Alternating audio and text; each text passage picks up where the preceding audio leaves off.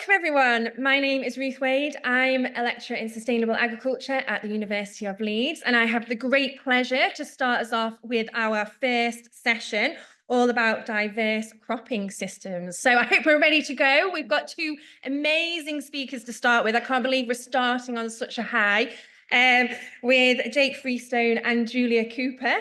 And they will be talking about their from paper to practice, the living mulch journey. Can't wait.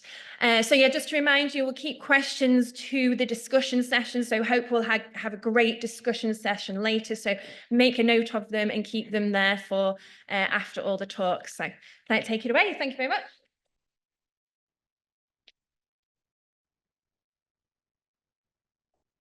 Super, thank you, Ruth. That was quite some introduction. I actually thought I was the warm-up act for Charlotte and Dominic, Paul and Harry. This has been an interesting journey, living mulches, and I think one of the very big positives for me was the fact that we're doing this in conjunction with other people, other farmers, other researchers. There is so much strength in numbers. And we as agriculturalists need to take that on board. Although we've got our own little farms and our own little boundaries and borders, actually there's an awful lot we can learn from our neighbours. So this is me. I did a Nuffield Scholarship in 2013. And then since that point, we've really been putting the soil at the heart of our farming operations. Everything we try and do is about reducing damage to that precious resource, improving it and enhancing it. And this Living Mulch project is something not just with organic research centres, but also innovative farmers, was a really great opportunity for me to try and push that a little bit further. So we're on the Gloucestershire-Worcestershire border. The farm I manage has been in the same family for 300 years. Penelope, who owns it, is the 8th generation. It's about 1,600 hectares. We do some contract farming for a neighbour, arable and sheep. Rainfall records completely out the window now, so just ignore that figure. And then very mixed farms, so different soil types. We've got Cotswold brash, we've got sand over gravel, we've got Evesham series clay. So for us, in terms of being a researcher, as well as a farmer, we've got lots of different soil types and challenges that we're able to try and test things on. We've been hugely involved in LEAF, linking environment and farming, for a long, long time, as a demonstration farm since 2012. So that whole collaboration element of what we do has been part of our core business as well from the start. So for me, this is about our regenerative journey, and the Living Mulch project really fits into that, because not only are we trying to improve our soil, our water courses, our biodiversity, our ecosystem services, we're also about climate-friendly food production. And I think that is so important, because we here in a maritime climate, playing tricks on us at the moment, but we are in a really good position to be able to grow efficient food production, but without at the expense of the environment. And for me, without seeing skylarks and carabid beetles and rove beetles in my fields, you kind of ask, what's the point? So the sheep, which we're going to focus on a little bit today in terms of the actual project itself, they're a mixed bunch. We've got North Country mules, we've got Clin crosses, we've also got some wool shedding genetics now, which we're starting to bring through the bulk of the flock, trying to do them outdoors. They're grazing permanent pasture, they graze all the cover crops that we grow, whether that's overwinter crops or short period cover crops through the summer, catch cropping, stubble turnips and vetches. And then finally, the understory of clover, which is what we're going to talk about in today's little 10-minute session, and some Q&As after that. So why did we want to try it? There's a few questions really to think about. What did we do from a practical side of view? What were the challenges? What were the benefits? So why did we want to do it? So again, I've mentioned it, collaboration with innovative farmers and the Organic Research Centre to get hold of experts, basically. We can provide the land, the machinery, the idea, the concept, but actually we want experts to come and help us do it. Experts to prove some of the technical, some of the scientific facts. We want to be part of a wider group of farmers. Collaboration, as I mentioned earlier on, is hugely important to us. And if we can share this knowledge with our neighbours, then actually that starts to have a rippling effect out from one particular site. Everybody likes learning together. And if you want to get farmers to do something, don't send them an email or a leaflet. take them onto a farm and show them, give them a spade, give them your spade, your fork, and let them experience it for yourselves. And that's where the knowledge happens. And that's where farmers are really good at asking questions in small little groups. Emails just kind of get lost in the dross of technology, really. Don't let my boss hear me say that. And then also kind of widening the net, really. We've only got so much scope in our brains to deal with the challenges that we're looking at the moment, but more of a strategic look is beneficial with more people coming. And then also an option for funding. You know, trials on farm cost money, they cost time, and actually working with other organisations and can unlock some funding as well. That's what I like, latecomers on the front row. So what was it about for me, really? It's about reducing nitrogen. Our nitrogen carbon footprint is 50% of the whole farm carbon footprint. So anything we can do to reduce that and its impact both on its manufacture, impact on the watercourses, impact on the carbon we need to do. We want to capture more carbon. One day it may well have a value, but at the moment for us, it's about building that resilience within the business. And boy, is that resilience being challenged at the moment. I also want it to feed sheep. Sheep are really important. Red meat is really important. We also want to build soil health under the ground as well, and also support above ground biodiversity. It's amazing to me to walk into these fields and see wheat with ears out, flowers of clover in the bottom, and bees in there as well. So these were some of our aims that we were trying to do. So what did we do? Well, we failed in a crop of quinoa or quinoa. So we thought, right, this is my opportunity. So we planted it in June. This is what it looked like a little bit to the right of the tractor, very weedy, but lots of clover at the bottom. So and it encouraged the clover to sort of tiller out, got rid of the weed competition. And actually, a little while later on, we had got this beautiful stand of red clover, dwarf white clover. So it's two varieties, Rivendale and Galway at the time. We planted it about 8 kilos per hectare. We only planted it in one direction with the drill. Subsequent fields, we've actually crossed it so that we've got more of a competition effect of the clover. It only grows about 6 inches high, so it doesn't compete with the wheat and the spring barley that we've subsequently grown on it. And we put an awful lot of sheep on there for quite a long period of time. It was some really high protein feed for them. We put bales of hay out in the first field around the margins, thinking we didn't want the sheep to get bloat.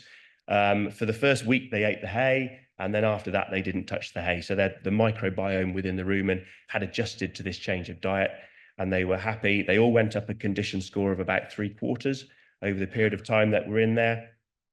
And for me, having that continual understory in there is a great option for improving sheep, fattening lambs, and some more benefits that we'll come on to in a second. So just a little bit of a picture. This was us direct drilling it. So a disc drill straight into the living mulch. We did spray it off with glyphosate after drilling, just about 1.5 litres. So it controlled any broadleaf weeds, any grass weeds, but didn't attack the clover particularly. You need about 6 litres to try and kill clover, or something like 20 grams of ally will also do the job. But that worked really, really well. It just sort of held the clover back a little bit. One of the challenges that some of my organic farmers have got with growing understory is that actually the competition effect can be quite significant. This is what it looked like while we were doing it. This was about the 7th of October, a little bit wet, a little bit sticky, but very little soil disturbance. And that's kind of one of the aims in our regenerative head is move the soil as little as possible. This was with the cross slot drill. So it's just cutting a little slot, popping the seed in. And then this is what it looked like in November. Nice rows, loads of weed control being undertaken by the clover. And that is a fantastic state to have your fields in going into the winter. Periods of heavy rain, you've got the soil protected, you've got it covered, you've got carbon capture going on, you've got rooting going on, you've got that whole biological function going on under the soil. And this is what it looked like in June. So a nice crop of champion wheat in there, which we were growing for seed. Our fungicides were reduced by 50%. Our growth regulation was reduced virtually to 0. and nitrogen was about 60% of our normal amount. So benefits and challenges. So this is one of the benefits. We'd like to do some science on the farm, and one of the things we do every year is soil mineral N testing. So this was from this field. Soil mineral N at 146. What was estimated in the crop was 30, but if you add all that up together, you get a fantastically large volume of potentially available nitrogen for that crop to grow, which means that we can then pull back on our artificial nitrogen. I was trying to get to 90 kilos of N, which was less than 50% of the target when we first started. But actually, the way things were going that year, it was very, very dry. We do leaf tissue testing, and we do leaf measuring to look at chlorophyll and the numbers of nitrogen. So the value of nitrate in the leaves were going down and down and down. And I was getting a little bit nervous, I'll be honest. So we put another 40 kilos of N on, then it rained, and it all just absolutely went through the roof. So good weather forecasting, if anybody's looking for research projects, would be really, really handy as well. So, but what this demonstrates is that that can build an awful lot of resilience into your business. It's all available nitrogen, it's organic, it stays in the system. It had a fantastic gross margin, yielded really well, inputs significantly lower than our farm standard, and actually earned quite a lot of money at the end of the day. Very frustratingly, this was after harvest, which was the summer drought of 2022. When a lot of the clover was under pressure. And I thought, I know what I'll do. I'll go out with my watering can. I think everybody thought I was mad. And I just put those pegs in and I watered to see what would happen if it actually rained. And obviously it did rain. But the clover was there. It just gone into like a dormant phase. And then it did come back. The problem we had is that some of those parts of the field, the clover wasn't uniformed. So we had within the field patches of clover and without clover, and then that provides other challenges to how you manage that going forward. So those are some of the challenges. The benefits, yeah, huge reduction in fertilizer and chemicals, improvement in our soil health and our climate resilience, and a significant yield on a significantly reduced amount of nitrogen as well. So that's an overview of the story. And now I think Julia and I are going to have a little Q&A session.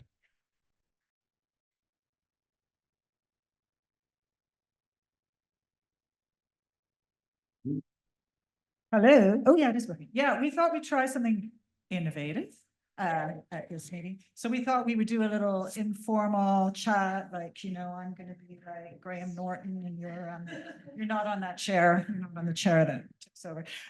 Yeah, and so we thought, yeah, we'd just have a little chat, few questions, and then there is a panel session at the end too, where if there's more questions that we haven't asked, I haven't asked, you are welcome to ask. Yeah, so that was great. I really enjoyed hearing that, and I've known about Jake for a long time because he was in my world, you know, he is like a celebrity. He was soil farmer of the year, right? So someone who's soil farmer of the year is, yeah, important. So that was, what year was that? 2020, I think. 2020, yeah. Another soil farmer of the year. Do we? In the audience as well, haven't we, David? Oh, okay. And you're going to be, yeah, that's great. There's getting to be so many of them. We could probably have a whole event that was just one soil farmer. I'd love that personally. And I think maybe we should do that next year. Yeah, so I wanted to ask first a couple of questions about living mulches, which I've always found fascinating. And we continue to work on living mulches in the Organic Research Center, really trying to crack it for organic farmers. So I guess that is a question for you, Jake. I know you use a little bit of glyphosate. What do you think about farmers who don't have that as a tool? Any thoughts on other ways to make them work? It is a big challenge. It is a good challenge. I've got a couple of organic neighbours, and we actually store some organic grain on the farm as well. So we work quite closely with them. One of the big feedbacks I get from those guys is the fact that the clover just takes over, and then actually getting your cash crop established can be really tricky. So there's a few options. I think livestock play a huge role in terms of, can you graze that right the way down to a brown field? Can you mow or top to do a similar sort of job? That involves more diesel, a bit more time, more traffic and more wheelings on the field. So there are some challenges in that. But those are the two main things, and also varietal selection as well. So I know some people early on were thinking, oh, I'm going to get a red clover because it'll capture an awful lot more nitrogen to make it available. But red clover will grow 2 feet tall. It'll be flowering at the same height as your wheat ears. So actually then you're kind of almost making kind of an arable silage out of it, really, as opposed to a grain crop. So varietal selection, sheep and topping probably are the only options. And I've seen that too with farmers that they may be trying to achieve too many objectives with that clover and growing. They want to grow one that they can get a lot of biomass for their sheep to fatten on, but then they also want it as a living mulch, and maybe that's not going to work. No, and I think that's a really good point, Julia. I was listening to a podcast on the way up here, the Regenerative Ag podcast with John Kemp, and he was interviewing Ian Gould from Oakbank Game. And Ian was saying something on there today, which was about, don't try to be too greedy. Just try to pick 1 or 2 benefits and really focus on that. So this idea of getting a fantastic yield and a shed load of sheep food and all these other things, that you might just need to compromise on 1 or 2 of those to avoid complete failure. Dominic's waving his hand at the back there. Was it, maybe at the end, Dominic, is that okay? Yeah, I know you know a lot, you got a lot to say on it too, I'm sure, and so we've got a new project actually that Charlotte's working on, which is about that, trying to optimize the species, the varietal selection of the living mulch. And now I've just gone off. So variety for me is also key. If we think about diversity in our natural environment, we don't just have fields of, natural wood is all diverse, and we've gone monoculturing. So even in our understory of clover, we've got 2 different varieties of dwarf clover in there as well. So we probably should have more, but there's only 2 or 3 really. Galway and Rivendell were the main 2. Aberstar may well be another one that's come in. I just need to check what we bought for this last year. Can't quite remember it. But again, different genetics, different requirements for nutrition and moisture at very slightly different times. So it's about building that resilience as well. We're doing the same with blends of wheat now in our milling wheat fields. 5 different varieties of wheat, all grown together, all have very slightly different maturing, flowering stages. So kind of trying to spread the risk a little bit. Yeah, that's great. Yeah. So I think maybe we'll take more questions on this, sort of the practicalities of the living mulches on the panel. We could do that. But I also wanted to ask you a little bit about the whole research journey and research experiences that you've had. So what would you say was you did already cover it a little bit, but just to remind us sort of the main value of that first Innovative Farmers project, what did it allow you to do that you might not have done on your own? Yeah, I think the first bit was the support and confidence. I wanted to do Understory of Clover for an awful long time. Never quite bitten the bullet to do it. It's not my farm. It's a bit of an experiment. The experiment's up to over 60 hectares now. So I do think that it's a very valuable part of our rotation and our management now. But sort of that confidence and that knowledge of people that were already into it, had a rough idea of where to start, as opposed to me trying to look through a whole load of journals and research papers. But actually talk to somebody that's got a trial, they know what they're planting, they know the sort of seed rates and those sorts of things. And a good opportunity to get other farmers onto the field to tap into their knowledge and their experience as well. That's also for me is really crucial. Yeah. And I was going to ask you that about networking with other farmers. I've noticed recently, I think it's happened to all of us really, WhatsApp groups have kind of suddenly exploded in the last year, and everyone's got a WhatsApp group. What do you find is the best way to kind of just share knowledge informally with farmers that are working on the same areas? Are you into the WhatsApp worlds, or what do you share? Yes, no, WhatsApp is silenced actually on my phone most of the time, because I'm in lots of groups all around the world with Nuffield Regen group is really interesting. But the problem with that is that somebody in New Zealand wakes up at 2 o'clock in the morning and starts a conversation. But I'm sort of slightly joking. WhatsApp works really well. So that would work. That would work for me. Open days, field days, time off the farm is important to get a perspective about what other people are doing, what other people are thinking. And it's quite a good investment in yourself and in your business. But it also takes a bit of kind of organising to get away. But in field, round a fork with a bacon roll afterwards is, I think, a really important way to learn, but also to have that social element of agriculture as well. I worry that we're becoming insular and, you know, everything's done remotely, and we're losing that sort of farmer to research contact, which, if you've got a cold like me at the moment, it's probably not a bad thing.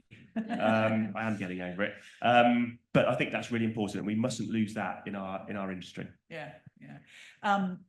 And yeah, so a lot of the advances in particular in regen ag and organic farming over the years, I think, have been really more about farmer to farmer knowledge exchange and sharing and working on challenges together.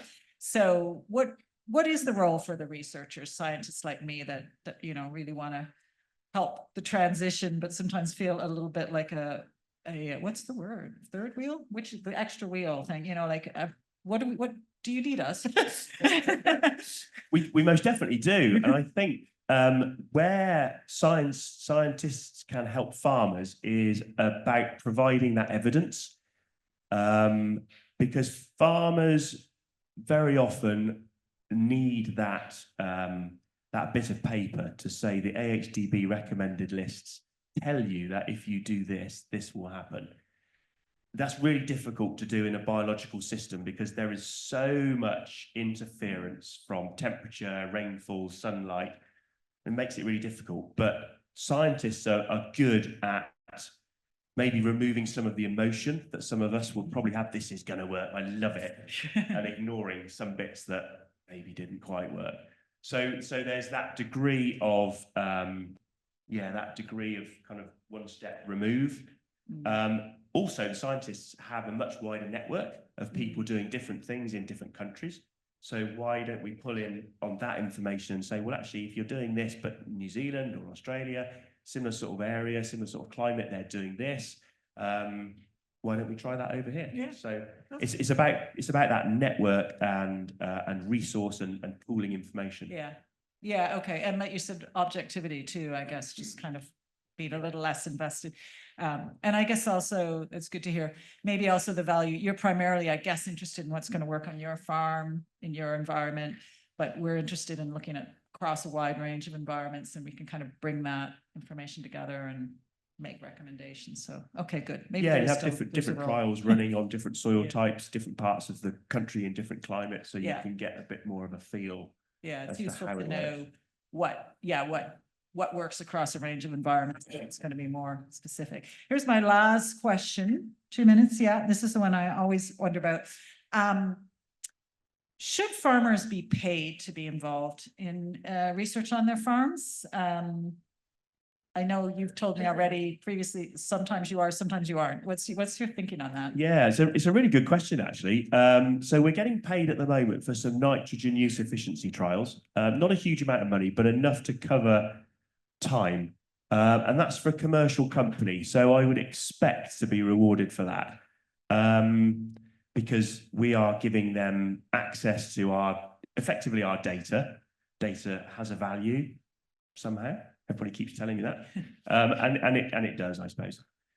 But other things, so like this, we haven't received any funding for this, but it's something that I'm really passionate about anyway. So we would have done it, but we might have been. So the return is the fact that we're working with other people. So we're a few steps further down the line. Whereas if we were just doing it on our own, we might not have learned so much. We might not have been quite successful. We might not have had such good results in the first couple of years. So that to me is the payback. That's the return on the investment of time and conversation and planning it. So for me, it's where's the commerciality in it, I suppose. Yeah. Great. So I think we've run out of time, Ruth, and yeah, we'll take more questions at the end.